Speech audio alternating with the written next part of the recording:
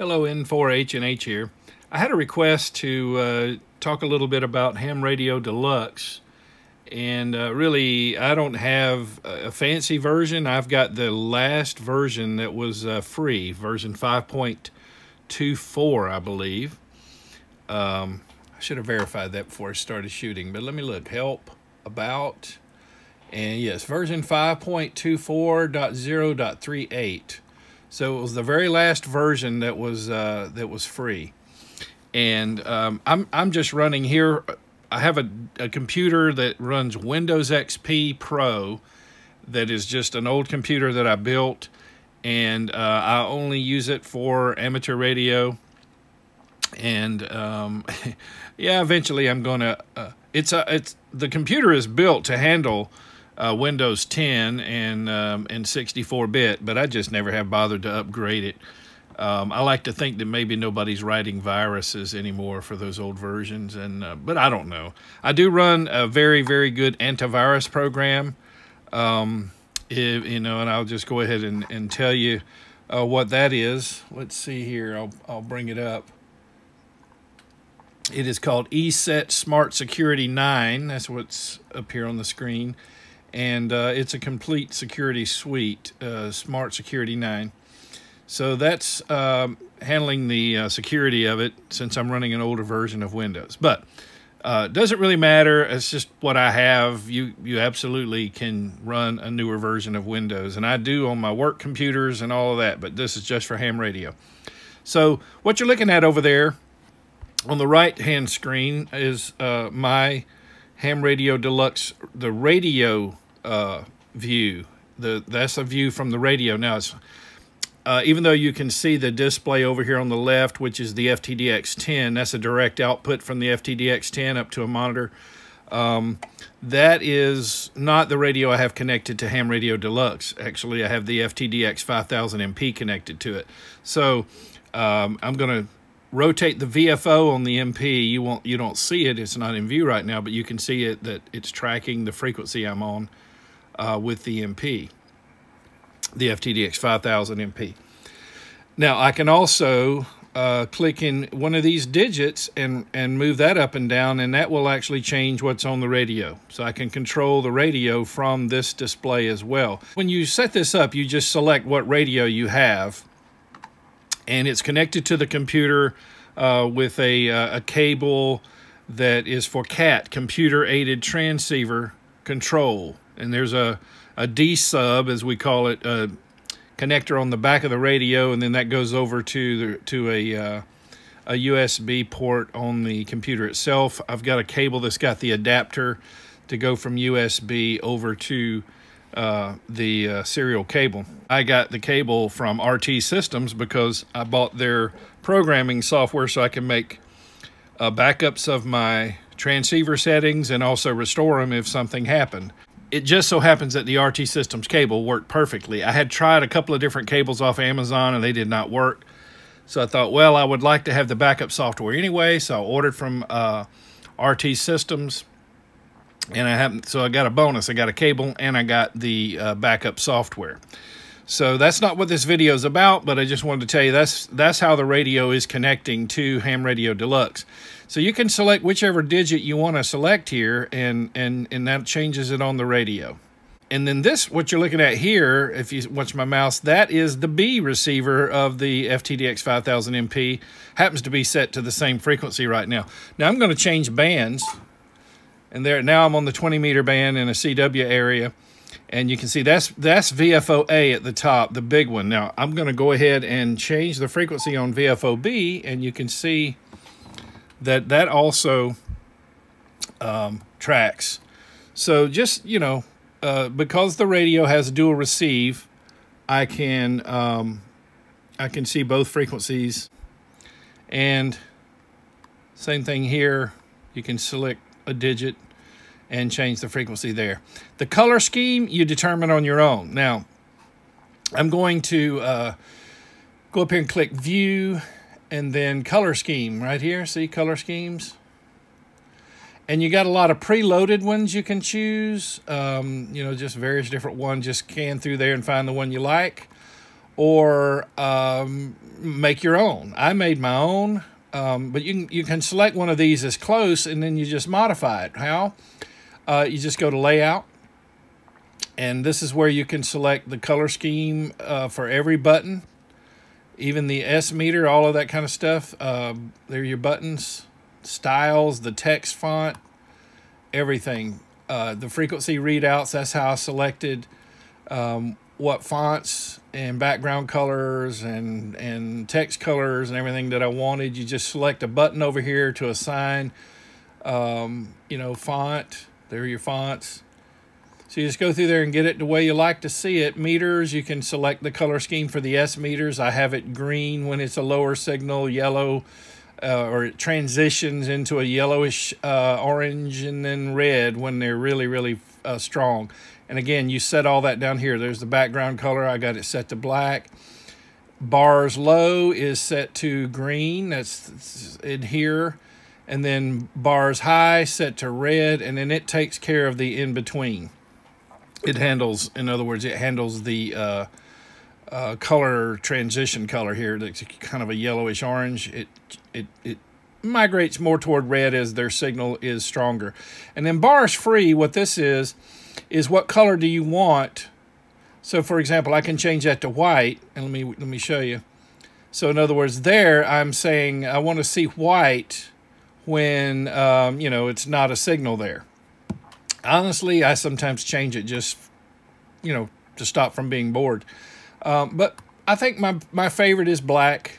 Just let them come up as they may. Now, what you're looking at here, that's the peak hold. So that's not an error there. It'll just show you a peak hold. And they want the ionosonde over there on the left monitor, checking propagation. So, you know, you've got some control. You got really a lot of control, just about infinite control on how you want this to look. And then you would hit apply and okay. I'm going to cancel. I don't want to make any change, save any of those changes maybe inadvertently. So a lot of customization possibilities here for you to make it your own. You can control, like I said, down in this area here, you can control the radio. There's AF gain or volume. And that's literally upping the volume on the radio. Down the bottom right, here's RF power, currently at 24. There's where you can set your wattage. Now, if you do it on the radio, it will change it here. I'm going to change the wattage on the radio. Look at that dial going up, see? So you've got control via the radio or via the software, Ham Radio Deluxe. And I'm not here to endorse Ham Radio Deluxe. They don't give it to me. Like I said, I'm running a free version. As a matter of fact, thus far on my channel, I can tell you that I have no sponsors. I have no companies that give me anything. So what I'm able to show you on this channel is what I have. All right, so that's the radio control screen. Now I'm gonna scan over here, pan to my other monitor. And this one, this is a Samsung television that I'm just using as a monitor. Now, this is the way I roll. I usually have the logging portion of HRD. This is still Ham Radio Deluxe over there on the left.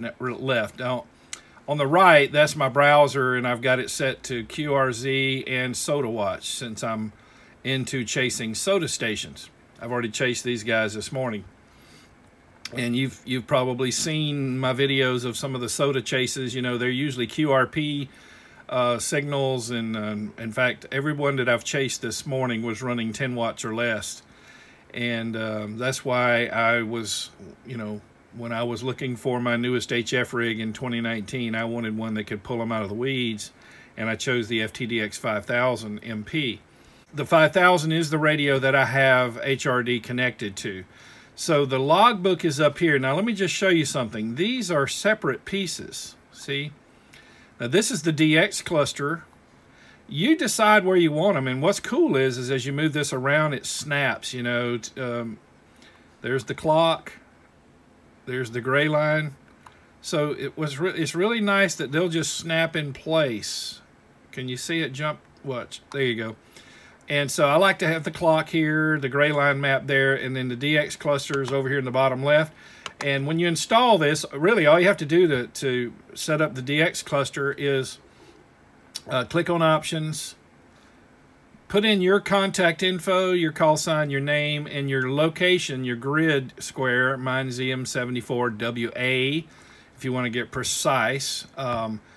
There's usually another couple of letters for your grid square if you want to get really, down to a precise location. And then QTH Atlanta. Okay, I live in a suburb of Atlanta, but when I'm talking DX, I just say Atlanta.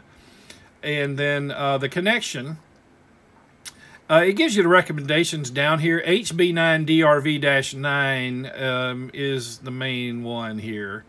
And I've got it set to connect on startup, reconnect if connection is lost. So HB9DRV-1, you can see right there is my preferred one. You can do a move up, move down to decide the order that you want it to seek connection, and HB9DRV-9 is the one I've chosen. And so that's again, you've got appearance settings, the fonts. You can set the font for this display separate from what's up there. This color scheme, the fonts, all configured by me. You can do it to your liking. See, there's the alternate color, that green. That's why you're seeing the green down here. And, there's my font, Quick Type 2 Mono. That's what font I'm using down here. Text size 9. All of that is configurable by you. The layout, that is what order you want to see the columns here. So I've got date, time, frequency, DX call sign, spotter call, who posted that spot into the cluster. The DX station's country, distance, how many miles, which is kind of fun to watch, if you want to say, wow, I just worked somebody 9,418 miles away. A comment, now that's not your comment, it's a comment that somebody might have typed in, like you can see down here. He's calling CQ. This one's letting you know that he's FT8. Heard in New Hampshire. Those are comments that whoever posted the spot put in there. So that's the DX cluster, the gray line. And then up here is the logging, or the log itself. Now, when I'm ready to log someone, I hit Add. And it automatically, through that cable connected to the computer, you remember, so over here on this other screen, I'm able to control the radio, and I'm able to read back from the radio. So it's reading back from the radio the frequency that I happen to be on right now, and I've got it set to track mode and band, so that's automatically going to be entered into the logbook. This is the time is automatic as well. You can press F2 if you've got the screen up already, and as soon as somebody comes back to you, maybe they come back to you at a different time than that. So you just press the F2 button on your keyboard, and it changes the time. And when you're finished with the QSO, you press F3, and it logs the log out time if you so desire. If you put in their call sign, let's see, there's a guy on there right now. I'll put in his call sign, KX0R. He's a soda station. Now watch what happens. QRZ. It'll go out to, if you have a QRZ account, the way QRZ works, you can pay and then you can have infinite lookups. There's a limit if you're doing it free. So I went out on QRZ and looked up his name. And if I want to, I can come down to this bottom area here. I can click on location, and it tells me his complete address, where he is, all that kind of stuff. I usually leave it on my station, and I'll show you the little trick, what I do with that in a minute. But, and I think I have covered this part in another video about Ham Radio Deluxe, perhaps in the past. I've shot a couple of videos about their software. I'm not going to do... I know I've shot a video where I can show that you can select somebody and go out and look where they are on Google Earth, but that's in a previous video. You can go back and watch. But anyway, you put in the call sign. You can do a lookup and find out who they are. You can come down here then and select location to get an exact location. But it goes ahead and gives you their country, their state. And here it's even telling me that he's in Boulder, Colorado. So that's pretty cool. And then down in this area is where you set up all of your information. Well, let me show you something. You see these numbers here, profile 1, profile 2. Watch what happens here when I click one of those. Profile 1 says I'm running 100 watts. Profile, and I'm just using the FTDX 5000 MP. Profile 2, running 200 watts using the FTDX 5000 MP. Watch what happens when I go to Profile 3. 300 watts running the FTDX 5000 MP and the Elecraft KPA 1500 amplifier. So, and I've got it set up all the way up to a kilowatt. And there are no more buttons, so if I'm running, say, 1100 watts, then I will just key in here and I'll select 1000, and then I'll key in there and type 1 there for 1100. All right, now, how does this all get set up here? I'll show you. I'm going to cancel out of here and go into Tools, Configure, My Station. All right, and it's over on the other screen. Let me pull it over here. There we go. So there are those 10 buttons. They're not numbered, but that's 1, that's 2, that's 3, that's 4. What I've done is I've used Profile 1 for 100 watts. Everything else is the same, and I have the radio configured here. Now this is all optional down here. Who's your radio club? What are your various antennas that you use? Then there's Profile 2. All I did was change it to 200 watts. Oh, this is where you put in your grid square, your actual latitude and longitude for where you're located, your CQ zone, your ITU region. Now there's 3, and there's where I go to 300 watts, and I came down here and put a comma and added the Elecraft KPA 1500. And there's 4 for 400 watts, 5, 500, 6, 600, all the way up to a kilowatt. And if you have a guest operator, you know, they can put in all their information here. You know, like for example, if you were using this maybe for field day, or if you got a friend over operating your rig. But that's where that comes from. It's called My Station, and there's no OK button. Don't get confused. All you have to do is fill all that in and hit the X. And then when you go to log somebody, so when I'm logging somebody, the first thing I do is I'll go, okay, what am I running here? 100 watts? Okay, cool. My power fills in. All the other information is the same really for 1 and 2, and then again 3 or more changes the watts and adds the amplifier into the mix. So anyway, that's kind of how I have it set up, and then again, same thing with the color scheme up here. Down in the bottom area, I use the alternating green-white. Up here, I did alternating white and cyan. So you have an area, same kind of thing, where you can set up the color scheme for the logging screen. Let me show you there. I believe it's under More, Appearance. There we go. And I'm using a Appearance Property Page 2003. It's just some preloaded themes: color style, native XP, size to fit, Office 2003. You can just play around and see which way you like it to look. You know, color scheme, metallic, and skins. You know, just again some more how it's going to look. Logbook window. Here's where I select my alternating color, and then the font.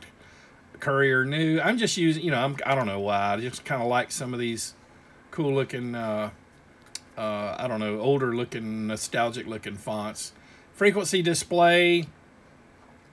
See up here, frequency display. There's where you select the background color, the text color. So a lot of different things. I mean, I can't even cover it all in this one video. I'm hitting the high points here. Rotator dial, yes, if you have a beam and you have a rotator, which I do not, but it can be hooked into this, and you can control the rotator from within the software. My understanding is you can even like have a certain station and have it programmed where they are, and it'll automatically rotate the beam. I haven't ever tried that because I don't have a beam. I don't have a tower even. So that's an overview of my ham radio deluxe setup, and I appreciate the question about that, and hopefully you found that somewhat helpful and informative. Oh, one other mention over here, this display here, it's showing you the band you're on, and drawing it's their call sign, who's on there right now. Again, it's coming from the DX cluster window down here, and it's pointing to the area of the band where they are, which is kind of cool. And now if I change bands, watch what happens. Now I'm on the 17 meter band and it's switched back to 20 meters. And I'm going to scan down to the radio a minute and show you. Now what I'm going to do up here is I'm going to click on one of these stations, call sign. Notice that it changes the frequency, mode, and everything to go for that particular station. So I can pick one out here that I want to work, and it'll automatically set the radio up for the station that I want to chase. So that's a cool thing about that that window right there. And again, these windows can be moved around, anchored where you want to put them. So you could put that one on another screen if you want. Put it anywhere you'd like. Or just not use it at all. You just would click that X and get rid of it. Because I have the browser here with SodaWatch and QRZ open, I'm, you know, I needed to squeeze all this down a little bit. Now, what do I do at the end of an operating session? I want to show you that. I saved this for last because this morning I chased some soda stations. Now I'm going to look at my QRZ.com and I see that the last station I worked was WB4NWV. Happens to be the guy who invented the Tune-A-Tenna, Tune-A-Tenna. Very interesting concept for a multi-band dipole, if you want to look that up. But anyway, WB4NWV, I worked him from my mobile. So I know that and what I want to do is I want to get these entries out of my log here, which is on my computer, and load them up to QRZ so that these people can, you know, we can confirm our contact. And not only that, it makes a good backup. And if I need to, I can also restore, I can download from QRZ down to Ham Radio Deluxe and restore all my contacts in case something were to happen to the computer. So it's kind of nice having it in both places. So at the end of an operating session, I will click the very first record. I'll hold my shift key on my computer. And there's WB4NWV, so I don't need that one again. I just need down here to KI4ASK. He just was up on Blue Mountain in North Georgia, so he was my first soda contact for the day. Now, I've got them all highlighted. I'm going to right-click, and I'm going to go to Export ADIF. Click the little 3 dots here. It's called an ellipses, and it's going to go to my Downloads folder because that's where I had it set last, and that's where I usually do it. Now, by the way, these right here, these are files that I downloaded from QRZ as backups. Don't have to use them, but I downloaded them just in case. Now, this is the one that I use to upload, download back and forth, or to upload to QRZ. And so I'm going to hit HRD upload, save, and it says, well, do you want to replace it? Yes. And now I'm going to click export, exported 5 entries, okay, and then finish. Now I'll go over here to the settings button here in my logbook on QRZ, and I'll go down to import, browse, and it's going to open up my downloads folder again because that's where I last set it. And there's that file, hrdupload.abi. Hit open, import ADI file, continue, and then I'll click list to go back to my logbook to verify everything uploaded, and there it is. KI4ASK, K1JD, KF9D, AC1Z, and Sugar57DX. Just worked him again.